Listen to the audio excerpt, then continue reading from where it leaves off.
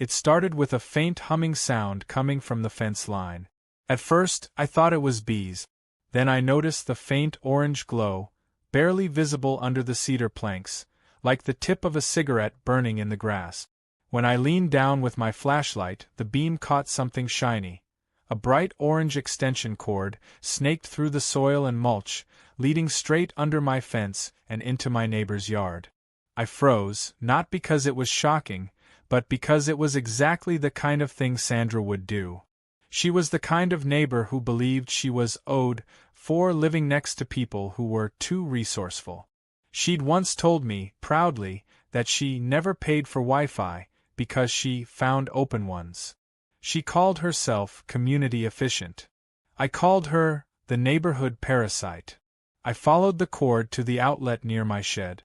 It was plugged into the external socket I used for power tools. My energy meter ticked slowly on the side of the house, as steady as a heartbeat, and suddenly, I understood the reason my bill had spiked the last 2 months despite my solar setup handling most of my load. I unplugged it. The humming stopped. 2 minutes later, my phone buzzed with a text from Sandra. "Power went out again," she wrote, as if I were her landlord. I didn't answer. Instead, I went out front to confirm my theory. Her house, 1 lot over and a fence apart, had a tangle of Christmas lights still strung across her patio, despite it being late spring. They were glowing weakly, then flickered out. Then came the sound of her screen door slamming, and a sharp, irritated, "What the hell?" echoing down the cul-de-sac. That's when I smiled. The next morning, Sandra was out front with her hands on her hips, staring at my fence like it had personally betrayed her. I pretended not to notice as I watered my shrubs. She called out, "Hey! I think your outlet tripped the breaker. My stuff's dead." "Your stuff?" I asked, as if she'd just said something in a foreign language. "My freezer," she said. "I had some things running overnight. I think your power flickered." I blinked slowly. "My power?" "Yes. The outside outlet." "You mean," I said, taking a step closer, "the outlet on my property? The one you ran a cable to, without asking?" Her mouth opened and closed like a fish.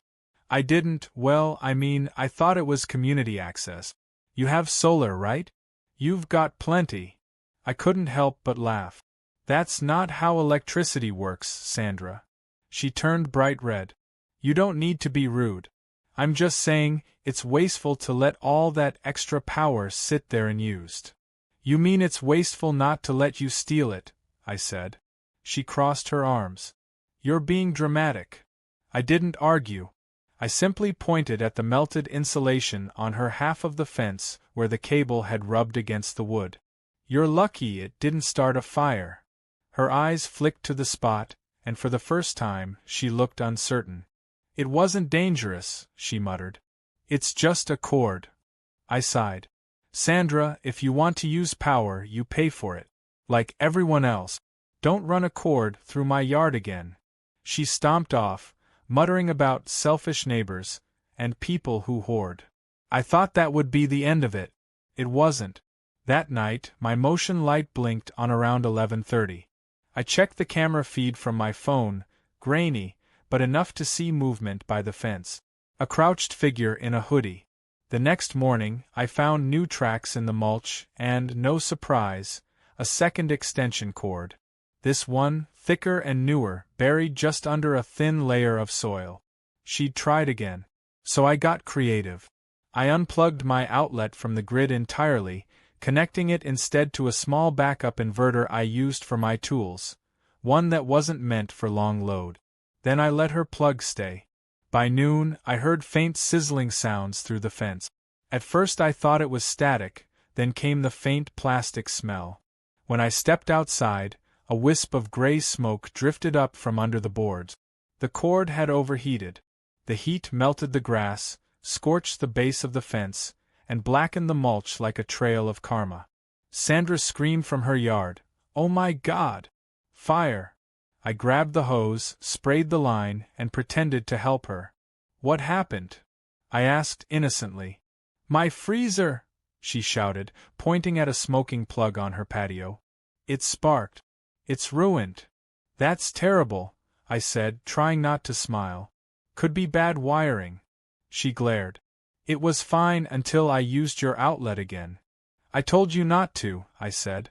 You sabotaged me. By telling you not to steal power? Sure, Sandra.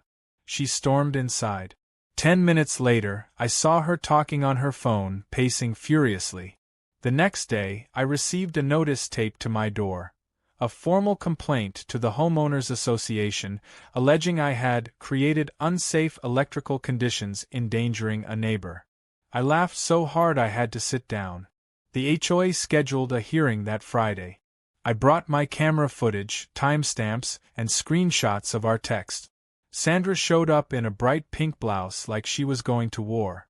She claimed I'd encouraged her to use the outlet, that I'd said she could share my solar. I let her talk herself into knots. Then I cued the video of her crawling under the fence with the orange cable in her mouth like a raccoon dragging treasure. The room went silent. One of the board members, a retired electrician, cleared his throat and said, "Ma'am, that's theft of service. And dangerous." Sandra's face crumpled. I just needed to keep my freezer running. My son's science project, his lizards, were in there.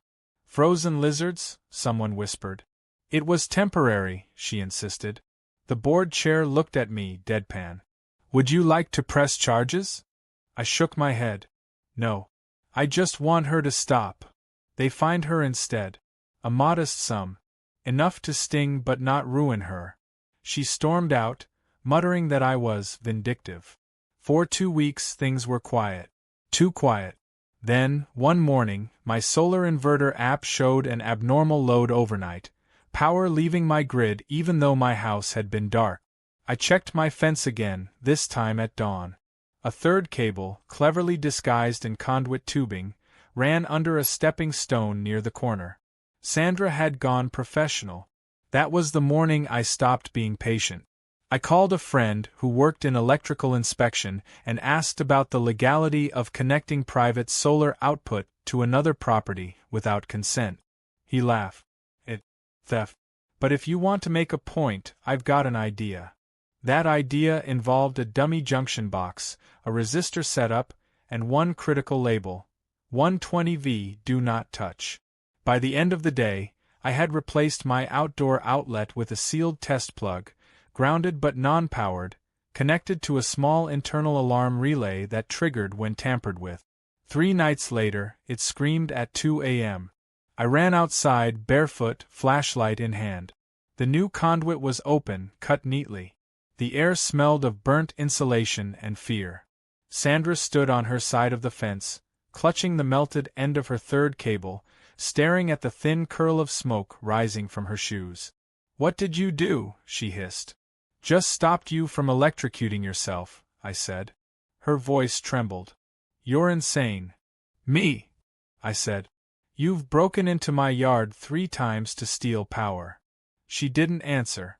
She just dropped the cord and walked back inside. For once, she didn't slam the door.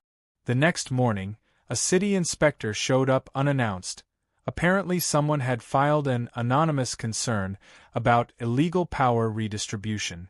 I took him around back, showed him the remains of the melted cords, and let him see my camera feed. He whistled. "Looks like she's the one breaking code. Tell me something I don't know." He wrote a report. 2 days later, a city vehicle parked outside Sandra's house. An official notice went up on her door. Unsafe electrical installation, correction required. That was the day Sandra stopped speaking to me altogether. But at night, I still sometimes see her blinds twitch when my solar lights flicker on. Bright, steady, powered entirely by the sun, not by stolen cables melting under fences. And every time they glow, I think, karma runs on clean energy too. The quiet didn't last long. 2 weeks after the melted cable incident, Sandra found a new way to make herself the center of my world, whether I wanted her there or not. I woke up one morning to the sound of pounding on my front door. Not a polite knock. More like the kind of pounding you hear when someone's trying to get through it by force. I opened the door to find her standing there with two men in orange safety vests, city utility workers. Her face had that smug, self-righteous glow that only comes from believing you've finally trapped someone. "There he is," she announced, like she was introducing a criminal. "This is the man diverting power illegally from my property." The taller worker frowned. "Ma'am, we got a call about an unauthorized electrical connection.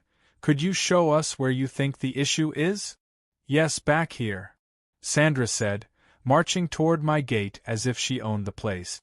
I followed, still half asleep, coffee cup in hand. The workers looked uncertain, but they followed her lead until I stopped them. "Before anyone walks into my yard," I said, "I need to know who authorized this inspection." One of the workers looked at his clipboard. "Anonymous tip.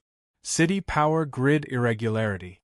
We're just verifying there's no unsafe wiring crossing property lines." I nodded slowly. "And if you find nothing?" "Then we leave," he said. "Good," I said, unlocking the gate. "Follow me." I led them straight to the fence where the previous melt marks were still visible, faint and blackened like a scar. I pointed at them. "This is what happens when someone runs a cheap extension cord under the fence and pulls current from a solar inverter meant for tools. That someone is her." Sandra's smile froze. "That's not true." "He's lying." The worker crouched, inspecting the soil. "There's melted insulation here. You can see where it was buried." "She did that," Sandra said quickly. "To frame me." He raised an eyebrow. "So you're saying he intentionally buried a live power line under his own fence to blame you?" Sandra's mouth worked but no words came out. The second worker scribbled something on his clipboard. "Ma'am, we'll need to check your exterior connections too."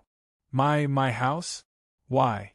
"Because this is clearly your side," he said, pointing to the fresh conduit tubing leading into her garden bed.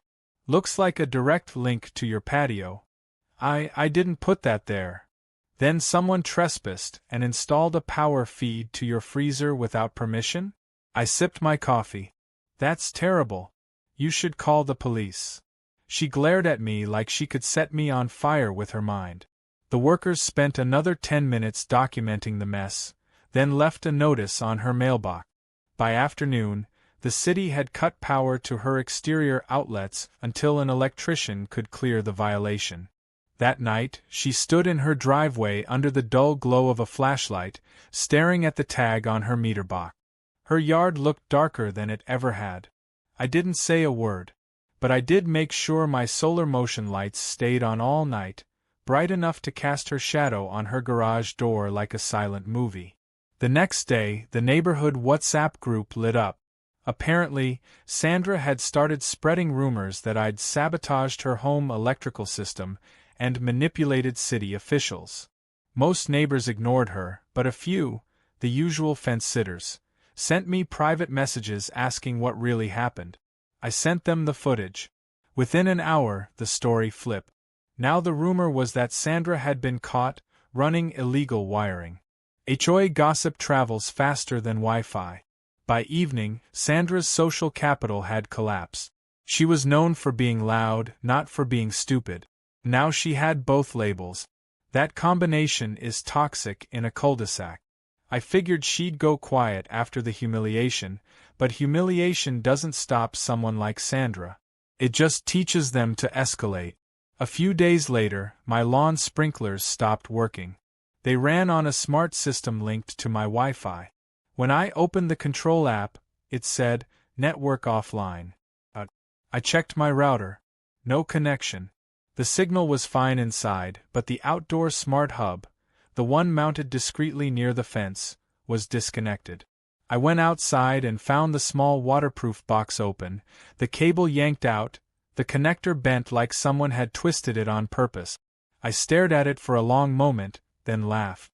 She's gone analog sabotage now. I fixed the wire and added a new padlock to the enclosure. The next morning, it was gone. That was when I set up the decoy camera. I installed a fake dome camera, big, black, and blinking red, on the back wall facing the fence. It wasn't connected to anything. The real camera was hidden in a garden light 2 feet away. I figured she'd notice the obvious one first. Sure enough, 2 nights later, my phone pinged. Motion detected. The fake dome camera was torn off the wall and thrown into the grass. But the real footage showed Sandra sneaking along the fence line with a flashlight, muttering, "Let's see how you like it." She was carrying another extension cord, this time wound tightly like a snake. She crawled under her side, poked at the soil, then stopped. The moment she saw the melted marks again, she hesitated. You could see the paranoia in her movements. She was scared of another meltdown but too stubborn to quit. That's when she did something new. She didn't connect to my outlet this time. She dug a shallow trench about 2 feet long and laid the cord toward my sprinkler system box. The next morning, I found it half buried under loose soil. She'd been trying to power her patio lights using my sprinkler outlet. It wasn't even active unless the system was running, but she didn't understand that. So I decided to teach her. I replaced the cord she'd left with a decoy. Same orange color, but internally cut so that only 1 inch of copper remained inside the plug. Enough to complete a loop that would melt if overloaded. Then I connected the end of it to a test transformer that would pop harmlessly under high current. I waited. That night, I watched her plug into it again. The moment her patio lights flickered, there was a tiny flash, then smoke. She screamed and yanked the cord back like a live snake. Her porch lights went dark again. The next morning, she was at my door. "You're dangerous," she said. "You're setting traps." "Traps?" I asked. "You mean preventing theft?" She jabbed a finger at me. "You can't keep doing this. You're vindictive." "Funny," I said. "That's what the HOA said when you filed that false report." Her nostrils flared. "You're making this personal." "It became personal when you started crawling under my fence." She crossed her arms. "You think you're clever. But you'll slip up." "Maybe," I said. "But I don't have melted wires in my yard." That was the first time I saw genuine fear in her eyes, not of me, but of being exposed again. She turned and left, but not before whispering something I couldn't quite catch. Later that day, I got another notice in the mail. This one wasn't from the HOA or the city. It was from her lawyer, a cease and desist letter accusing me of defamation, harassment, and property interference. I read it twice and laughed. She'd hired someone. The letter cited electrical entrapment, whatever that meant, and demanded I cease tampering with boundary infrastructure. I sent my own response, through my friend, the same electrician, who'd advised me earlier. His reply was simple and legalistic. My client has not tampered with boundary infrastructure. However, should further trespass or theft of service occur, legal remedies will be pursued. After that, silence. No more cords. No more screaming. No midnight movement on the cameras. Just Sandra pretending I didn't exist. But here's the thing about people like her. They don't stop, they just switch tactic. 2 weeks later, a delivery van pulled up to my house while I was working in the garage. The driver asked for Sandra M., but read my address aloud. I said she lived next door. He frowned.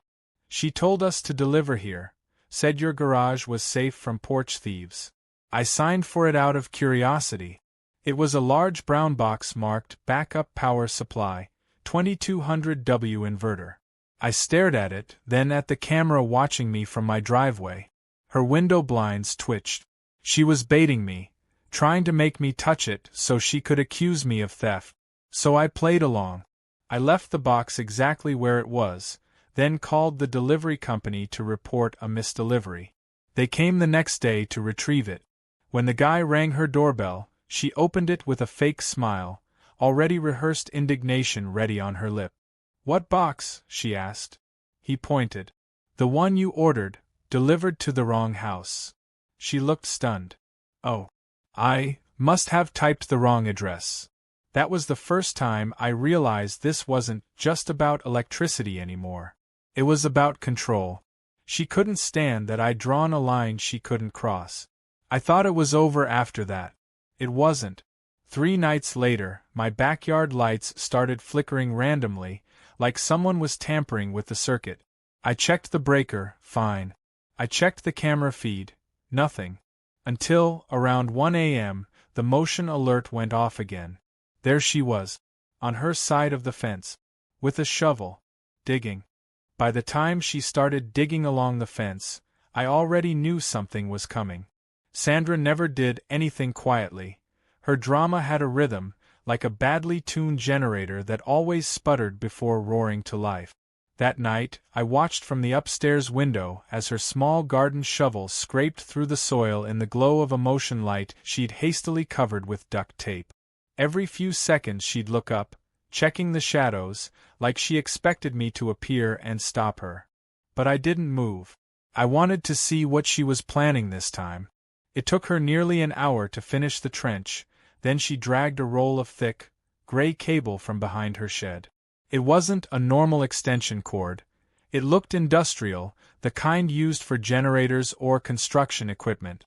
I saw her thread it under the fence line again, but this time she aimed it farther toward the rear of my property, near my workshop. The workshop had its own breaker, isolated from the house, and she must have assumed it was easier to tap into without me noticing. Around midnight, she gave up and went back inside. I waited until her lights were off, then slipped outside barefoot, the grass damp under my feet. I traced the path of the trench she'd dug, running my hand along the freshly disturbed soil. The line ended at a small patch of exposed conduit she must have mistaken for a power feed. It was actually a grounding rod for my tool bench circuit. I laughed under my breath. She'd just connected her high-amperage cable to the one thing guaranteed to do absolutely nothing. By morning, she must have realized it too, because I woke up to the smell of burning plastic again.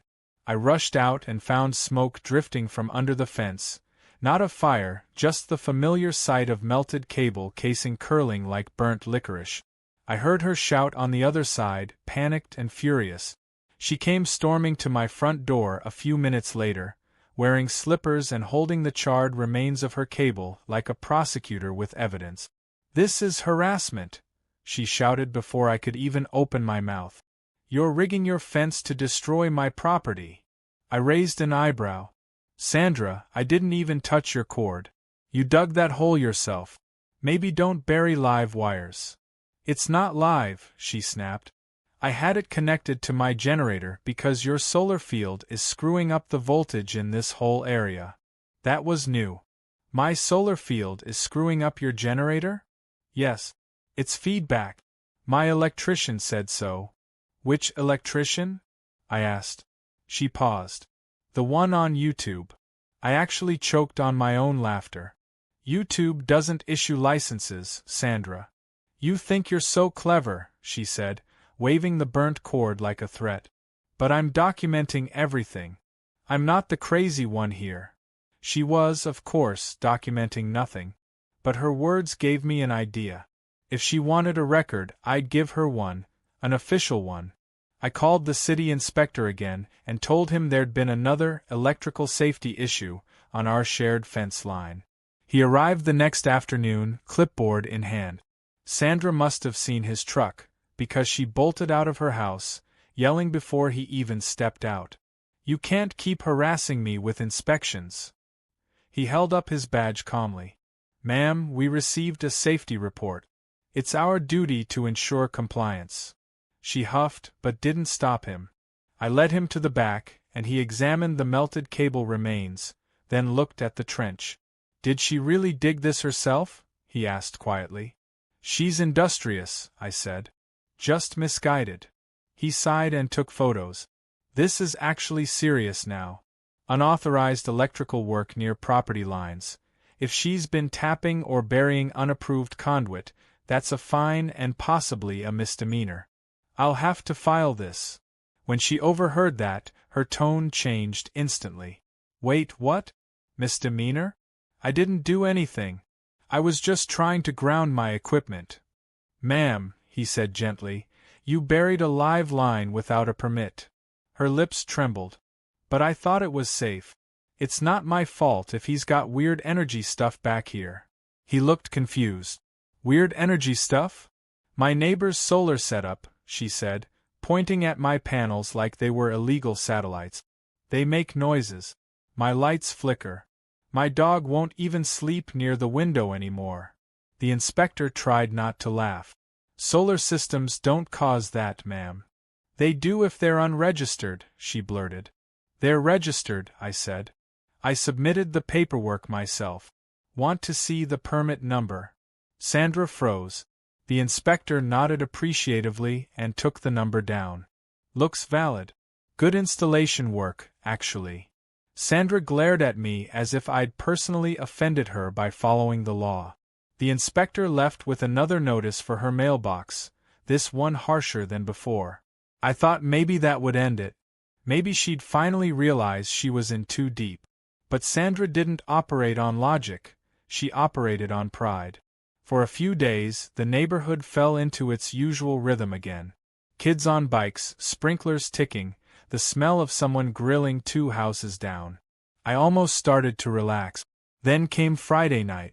At around 10:30, my entire house went dark. The solar inverter screen blinked out. My backup lights didn't come on. Total silence. I thought maybe a breaker had tripped, but when I checked the panel, everything looked fine. That's when I noticed something. The heavy cable that fed my inverter from the outdoor junction box was missing. Someone had unplugged it. I grabbed a flashlight and went outside. The moon was bright enough to see the dirt trail leading toward the fence again. My stomach dropped. She hadn't just tried to draw power this time, she'd cut mine. I followed the trench to her side. Through the fence slats, I could see her patio lit up with floodlights that hadn't worked in weeks. Her freezer hummed, her fan whirred, and in that moment, I realized exactly what she'd done. She'd physically rerouted my solar output through her extension system. She'd unplugged my main connector and jammed hers into the inverter port like a parasite biting the vein. I couldn't even be angry at first. I just stood there, stunned at the audacity, the sheer creativity of her theft. But then I smelled it again. Burning insulation. A second later, sparks shot from under her deck, and the floodlights popped one by one like exploding popcorn kernels. I ducked instinctively, and then came the short, sharp sound of a breaker blowing inside her house. Her scream followed. By the time I got to her front yard, smoke was puffing from her patio outlet. She stood there clutching a garden hose, spraying wildly at everything, the deck, the siding, the power strip still glowing faintly red. What happened? I shouted over the chaos. You fried my system, she screamed back. You stole my power again. It's not stealing if the sun's free, she yelled. I almost admired the logic. Almost. When the firefighters arrived, summoned by another neighbor who saw the smoke, Sandra tried to blame me again. But when the inspector from earlier showed up too, things took a turn. He recognized her instantly, saw the melted cords and scorch marks, and sighed so deeply it sounded personal. He didn't even have to ask questions. He just wrote notes while she ranted about solar tyranny and energy monopolies. When he turned to me, he asked one simple thing. Do you have the inverter feed logs? I did. The data showed power draw spikes exactly when her floodlights came on. It also showed the output surge that triggered the short circuit. He smiled. That's all I need. Sandra's face drained of color. You're not going to report this, right? It was an accident. Ma'am, he said, 3 melted cables, 2 city violations, and 1 fire hazard later, I'd say this is a pattern. She pleaded. Please, I'll fix it. I'll take everything out. He handed her another citation. You'll have to. And pay for the inspection damages. When they left, her yard was a mess of hoses, blackened cords, and pride gone up in literal smoke. I went back inside and sat down, finally letting myself laugh. But under the humor, there was something sharper, the realization that Sandra wasn't going to stop until she got revenge. Not justice. Revenge. The next morning confirmed it. My mailbox had been stuffed with anonymous pamphlets about solar radiation poisoning and neighborhood energy cults. She was trying to turn the community against me. Except she underestimated one thing: my patience. You can fight fire with fire. Or, if you're clever enough, with a quiet kind of electricity that doesn't burn, just exposes. So I began to plan. If Sandra wanted a war of power, I'd give her one. But this time, I wouldn't need to touch a single wire. I'd let her own paranoia do the heavy lifting. And I already knew exactly how to start. I started small, the way you test an electrical circuit before flipping the breaker. The goal wasn't revenge, it was illumination.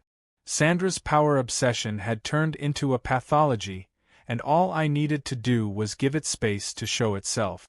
The easiest way to do that was to make her think I was doing something new, something powerful enough to threaten her control again. So one morning I set up a few decoy solar panels behind my workshop. They weren't even connected to anything. They were old, scratched units from a friend's renovation project. I leaned them against a post, ran a few meaningless cables into the dirt, and positioned one of my backup inverters beside them with a big, handwritten label that said, "Experimental power feed, do not touch." By noon, Sandra had already noticed. I saw her blinds twitch, then a curtain move. 10 minutes later, she was in her backyard, pretending to prune her already dead hydrangeas, subtly glancing over at my new project. The trap was set, and she didn't even know it. That night, I deliberately left my workshop lights glowing faintly. I made sure one of the decoy cables emitted a quiet mechanical hum, courtesy of a small Bluetooth speaker playing a low-frequency buzz on a loop. It sounded convincingly electrical, just enough to make anyone curious wonder what was going on. At 12:47 a.m., the motion alarm pinged. There she was. Sandra crept along her fence in a hoodie, flashlight clenched between her teeth. She crouched, lifted a board loose, she'd already unscrewed one side, and slipped halfway into my yard. She approached the panels slowly, suspiciously, like a thief checking for lasers. She knelt, pulled out her phone flashlight, and examined the cables. Then she did something both ridiculous and completely predictable. She took out another orange extension cord. I watched her crawl to the inverter and jam the plug into the outlet. The light on the inverter flashed red, then nothing. She tapped it, frowned, tried again and again, nothing. Then, with a visible sigh, she pulled the plug out and began searching around the base, as if there must be another connection somewhere. She didn't realize the whole setup was fake. What she did find, however, was the buried sensor I'd hidden nearby. When she brushed it with her glove, a soft alarm chirped. She froze. I saw the panic in her body language, the stiff shoulders, the pause, the slow turn toward her fence. Then she ran. The next morning, I filed a simple incident report with the HOA Security Committee, attaching stills from the footage. Nothing dramatic, just a line about unauthorized access after midnight. I didn't even name her. I didn't have to. Everyone knew. By afternoon, the cul-de-sac was buzzing. Someone had seen the lights flicker. Someone else had heard shouting. One rumor said she'd been electrocuted. Another said she'd broken into my shed to steal batteries. I didn't confirm or deny anything. I just smiled and said, "Well, the power does seem to follow her around." That line spread faster than her pamphlets ever had. When I got home from work that evening, there was a paper on my doorstep, another letter, written in her loopy cursive. "You're obsessed with me. Leave me alone or I'll call the police." I laughed. The irony could have powered the entire block. 2 days later, the police did show up. A young officer with tired eyes knocked on my door. "We got a call about electrical harassment," he said, barely keeping a straight face.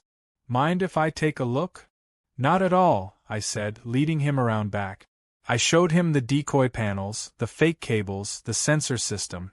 I even played him the footage of her crawling under the fence. He exhaled through his nose, half amused, half exhausted.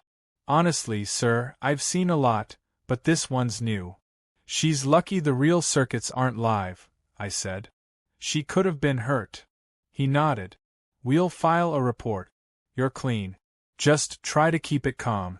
She's called 3 times this month. 3. He smiled awkwardly. Once for theft, once for noise, and now for electricity. I chuckled. Sounds like escalation. He scribbled something, thanked me, and left. Not half an hour later, Sandra was standing on her porch pretending to water her plants with a dry hose, glaring at me with enough intensity to brown the grass between us. That night, the real storm began. At around 9 p.m., the power in the entire neighborhood flickered. Once, twice, then stayed off. My solar backups kicked in immediately, casting my house in a faint amber glow. Within minutes, phones were lighting up across the street as neighbors peeked out of their windows. Sandra emerged from her front door carrying a flashlight like a torch of authority. "This is your fault," she shouted across the cul-de-sac. "Pretty sure the power grid doesn't run through my shed," I called back. "You're feeding power into the line," she barked. "Your stupid experiments are back-feeding the grid." "That's not even possible without special equipment," I said, barely hiding my laughter. "You're lying." The neighbors started gathering. Old Mr. Harding from the corner muttered, "For God's sake, it's just a blackout." But Sandra wasn't letting it go. She marched toward my driveway, waving her flashlight like a weapon. "Stay on your side," I warned. "I'm calling the city again," she yelled. "You're going to blow up our transformers." I raised my phone, pretending to take a picture. "Smile for the inspector." She stopped short, rage flashing across her face, but she retreated. The blackout lasted 20 minutes before the grid came back. Her house stayed dark. I later found out her main breaker had tripped, likely from the cheap inverter she'd tried to install to protect herself from me. That small taste of isolation pushed her off the edge. The next morning, she launched her counteroffensive. She started a petition in the HOA to ban unregulated private solar systems. She framed it as a community safety issue. Her language was slick, almost professional. Someone had helped her write it. Maybe that lawyer again. I didn't fight it directly. Instead, I printed the same petition but with annotations. Every false claim underlined in red, followed by city code citations disproving it. Then I quietly distributed my version to every house on the block. Within 2 days, the HOA chat group was chaos. Half the neighbors mocked her. The other half pitied her. Someone posted the security footage I'd shared earlier. The clip of her crawling under the fence with the orange cable. That clip spread faster than wildfire. Sandra deactivated her account by noon. But instead of calming down, she doubled down. The following week, she had contractors show up at her property. 2 unmarked vans, guys in reflective vests, digging around her front lawn. When I asked one what they were doing, he said, "Installing ground isolation for residential energy feed." In other words, she was paying someone to shield her house from my solar panels. I didn't interfere.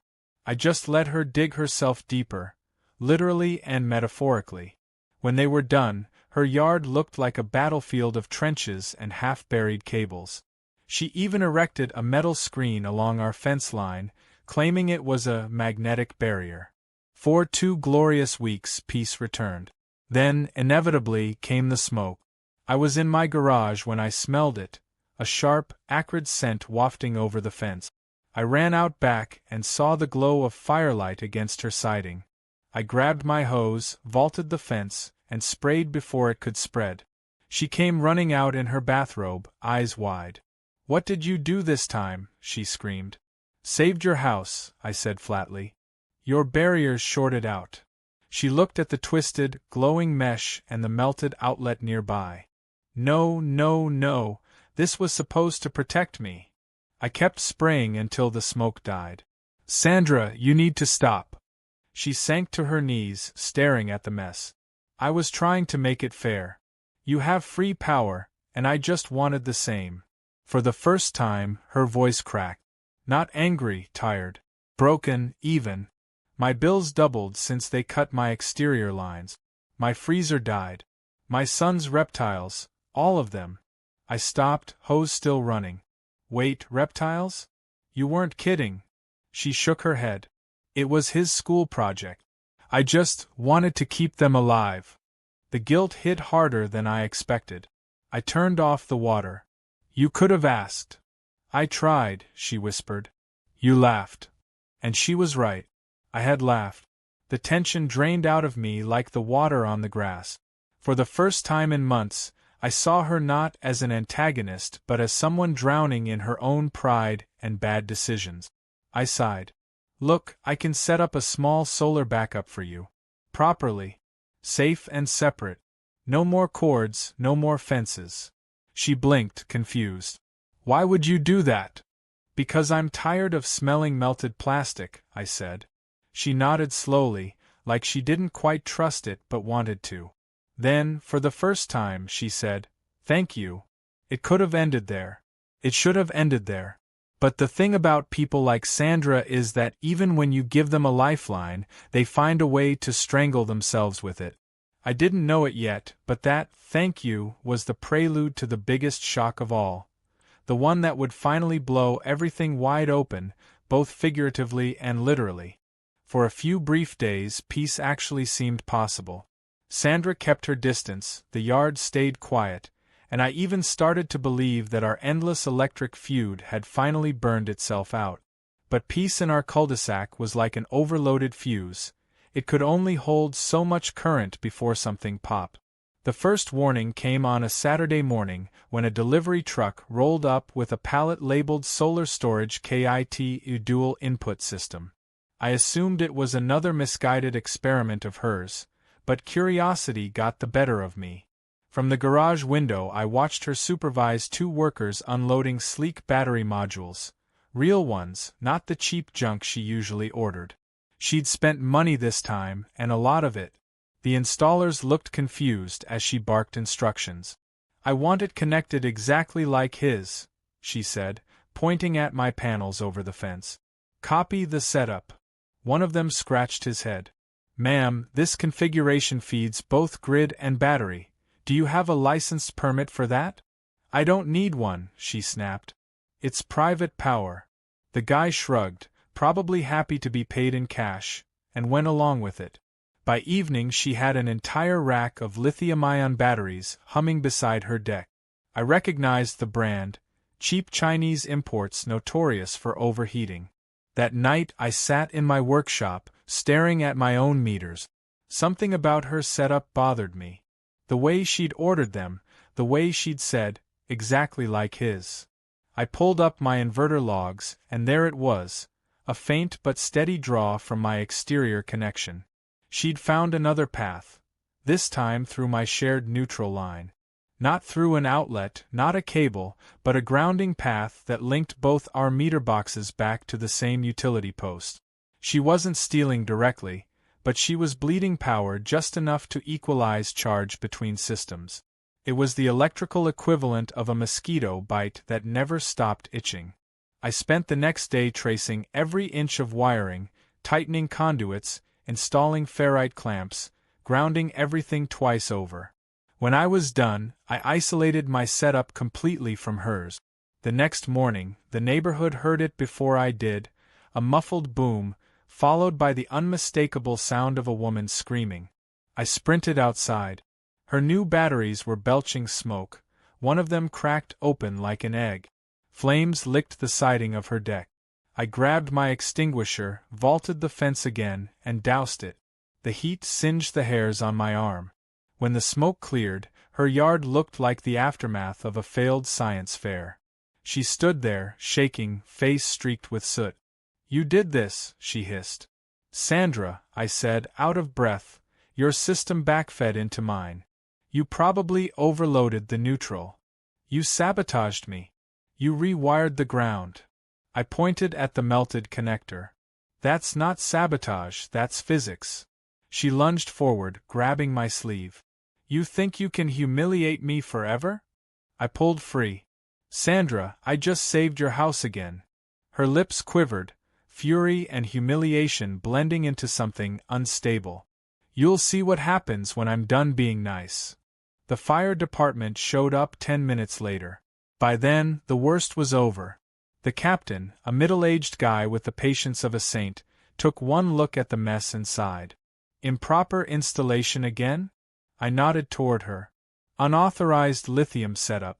Possibly grounded through a shared neutral. He gave me a knowing look. We'll write it up. Sandra screamed at him, calling me a liar, calling him corrupt, calling everyone conspirators in the solar mafia. When the trucks left, she was still shouting at the smoke. That evening, I sat in my yard staring at the fence, wondering if maybe this was my fault too. Maybe if I just ignored the first cord, or shared a socket out of pity, this madness wouldn't have spiraled so far. But the thought died quickly. People like her didn't stop because of kindness. They stopped when the consequences finally burned enough. The following day, the HOA president knocked on my door. A gentleman named Alan, mid-60s, perpetually tired of neighborhood drama. "We've received quite a few reports," he said delicately. "Apparently there's been property damage between you and Sandra." "Her property," I said. "I just keep saving it." He chuckled despite himself. "Well, we need to mediate before the city steps in again. Can you come to the clubhouse tonight?" I agreed. When I arrived, Sandra was already there, arms crossed, surrounded by a small audience of homeowners who loved drama more than cable TV. Alan started the meeting like a referee. "We're not here to assign blame, just to establish boundaries. Both of you are valued residents." "She's valued power more than honesty," I muttered. Sandra slammed a folder on the table. "I have proof he's tampering with municipal lines." Alan sighed. "Sandra! Look!" she shouted, pulling out printouts of screenshots. Random graphs, voltage charts, some even from websites that had nothing to do with our neighborhood. "See these surges? He's feeding current into the ground." I leaned forward, deadpan.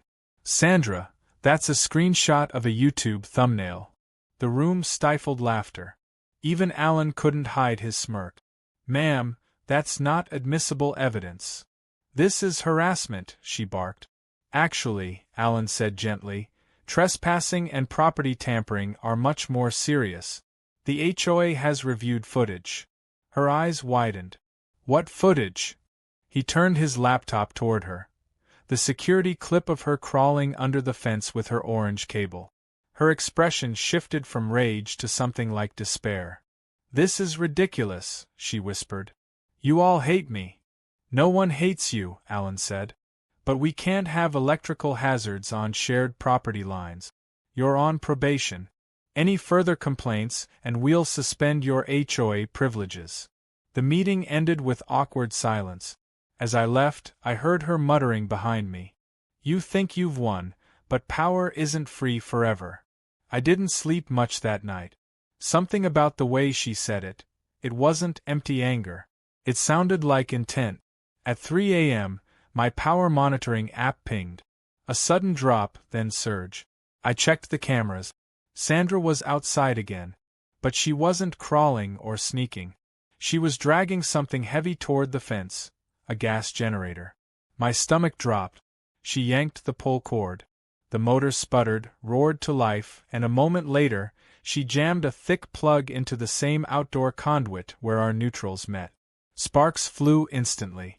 I sprinted out the door. "Sandra, stop." She didn't hear me, or didn't care. Flames burst from the outlet, blue-white and violent. The generator coughed, choked, and then a shockwave popped through the line like a whip crack. My inverter exploded in a flash of light, panels flickering off one by one. I dove behind a retaining wall as a sharp bang echoed. When I looked again, her generator was on its side, smoke billowing. The fence glowed red at the base, the wood sizzling. I ran for the hose, spraying water across both yards. She stumbled back, coughing, her hair singed. "You tried to kill me," she screamed through the smoke. "You did that yourself," I shouted. "You can't feed a generator into an active grid line." The fire department arrived again, this time with police. They separated us while the firefighters killed the flames and checked for structural damage. When the officer asked what happened, I handed over my phone with the camera feed already queued up. He watched for a moment, then exhaled. You're lucky this didn't take out half the block. Sandra was still yelling from her porch, accusing me of rigging traps, accusing the HOA, accusing everyone. The officer looked tired. We're filing a full report this time. There'll be charges if she touched that line. As they escorted her inside for questioning, I stood in my yard surrounded by wet soil, melted cable fragments, and the acrid stench of burnt plastic that had become far too familiar. The next morning, her house was dark. No lights, no sounds, just the faint outline of blackened siding. A city notice was taped to her door.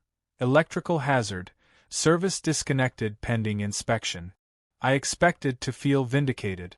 Instead, I felt empty. For months, I'd been waiting for her downfall, imagining the satisfaction of her finally being held accountable. But now that it had happened, all I felt was the hum of silence, the quiet kind that follows an explosion. A few days later, Alan stopped by again. They're moving her out, he said quietly. City condemned the electrical system. Her insurance won't cover it. I looked past him at her dark windows. She'll blame me forever. He nodded. Probably. But you didn't cause this. You just kept the lights on long enough for her to burn out. For the first time in months, I turned off my solar grid for the night and sat in the dark. No hum, no glow, just the sound of quiet air and distant crickets. I should have felt peace. Instead, all I could think about was how thin that fence had been the whole time, how easily wires and hate had crossed it. Sandra's war was finally over. But somehow, it didn't feel like a victory. It felt like the fuse between us had burned all the way down, and I wasn't sure what was left once the sparks were gone. The morning after the city cut her power, the cul-de-sac felt unnervingly calm. Birds chirped, sprinklers clicked, and for the first time in months there wasn't the faint buzz of extension cords, generators, or the grinding hum of Sandra's cheap inverter. Her house sat dark and silent, every window blind pulled down tight. If not for the faint scorch marks on her siding and the melted outlet box under her deck, you'd think the house was empty. By midweek, it was. A moving truck appeared one morning, quiet as a ghost.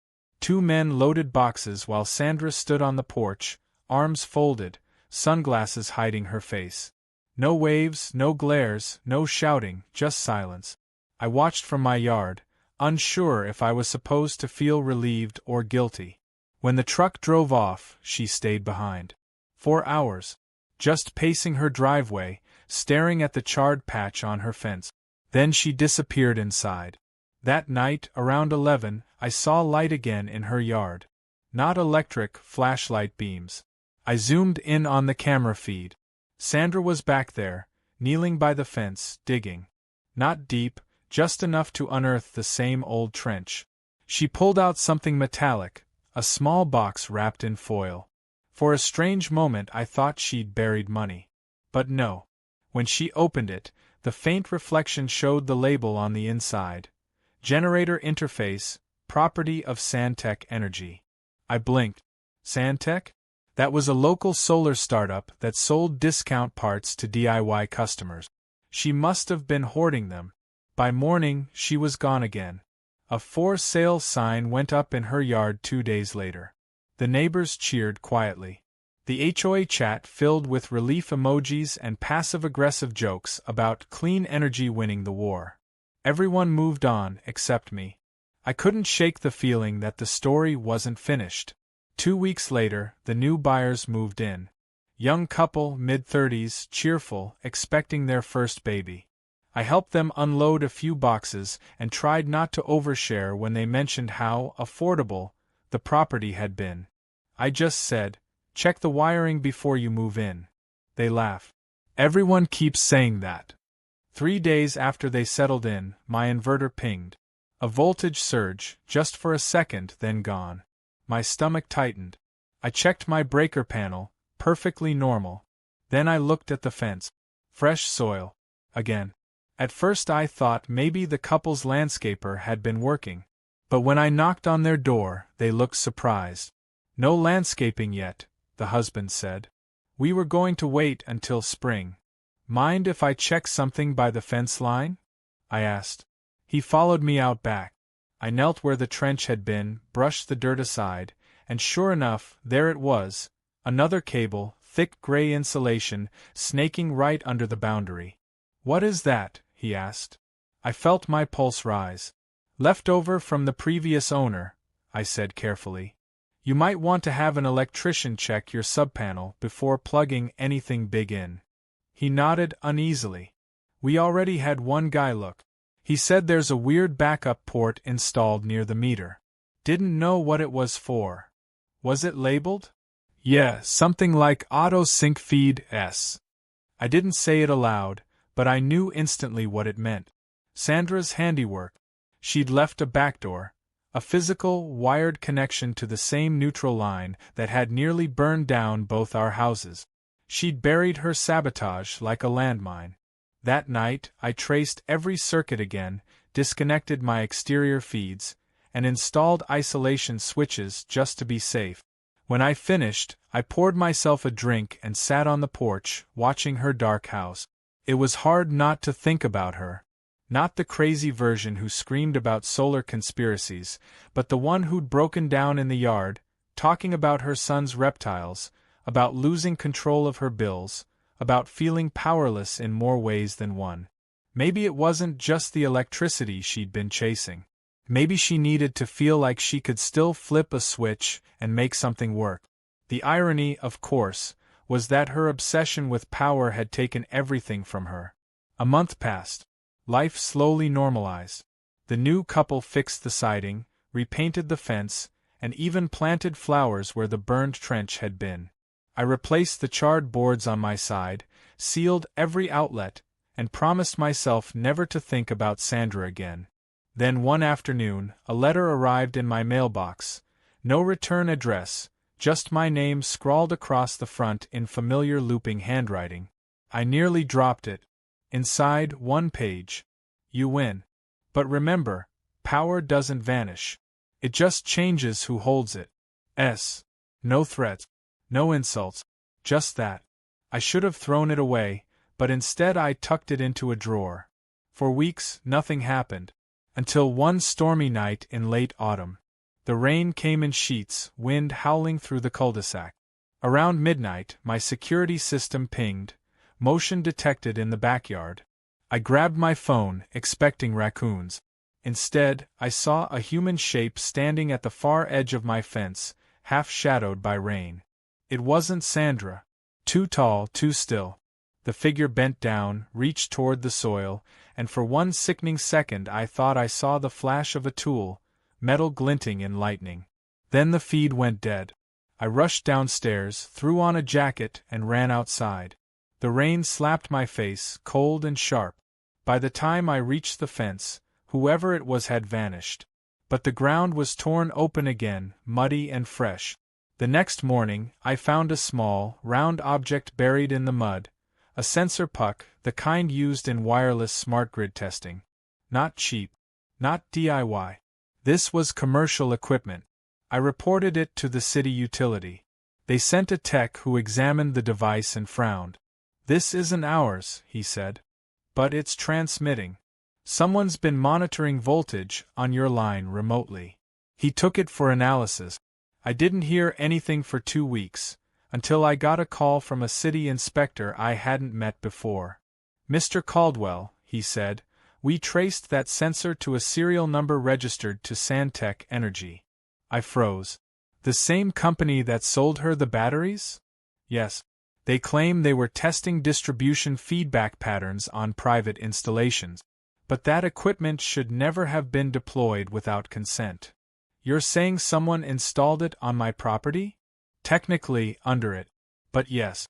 We're looking into whether the previous homeowner, Ms. Sanders, was part of an early trial. It took a moment to process. So maybe Sandra hadn't been crazy about everything. Maybe someone had been using her, and, indirectly, me, for data experiments. Can you remove anything else that's left? I asked. He sighed. We'll sweep the area. But I can't promise that's the end of it. When he hung up, I stared at the fence again. That thin line of wood had witnessed months of chaos, fire, theft, shouting, paranoia, and now it turned out that both of us had been part of something bigger neither of us understood. The city eventually cleared the site, patched my soil, and confirmed there were no more devices. The new neighbors never learned the full story. I didn't tell them. Some ghosts belong buried. Winter came. Snow covered the lawns, softening every scar, hiding every trench. The fence stood straight again, freshly painted, peaceful. For once, no humming, no flickering lights, no alarms. And yet, sometimes at night, I still swear I hear it, a faint buzz in the stillness. Not mechanical, not electric. More like memory itself humming, the way a live wire hums after current's been cut. I keep my solar system offline most nights now. It's quiet that way. But every once in a while, when the sky's perfectly clear, I flip it back on. The panels hum to life, the inverter glows soft blue, and the yard fills with that familiar amber light. Across the empty lot next door, Sandra's old yard, the glow hits her burned siding just right, like it remembers her. The light ripples faintly across the boards, catching on a small metal tag still nailed above the outlet box. I went over once to see it. The tag read, almost ironically, in faded paint, "Community power, share responsibly." I stood there for a long time, rain dripping from the eaves, listening to the faint hum of my panels. I thought about Sandra, about how her desperate need to prove she wasn't powerless had consumed her completely. And then I realized something unsettling. Maybe I'd been just as obsessed, just on the other side of the current. She'd wanted to control electricity. I'd wanted to control her. Both of us built circuits of pride and paranoia until they melted together in one long, ugly feedback loop. That's the funny thing about power. You think you can contain it, control it, even justify it, but sooner or later it finds the path of least resistance. The fence still stands between our yards. New boards, new paint, same line. Sometimes I catch myself checking the soil there, half expecting to see another orange cable wriggling through. But all that's left now is grass. And somewhere under that grass, buried deep, are all the wires, sparks, and grudges we burned through, still humming faintly, like the echo of everything we couldn't stop fighting over. The neighborhood calls me, the guy who won. Maybe that's true. Maybe I did.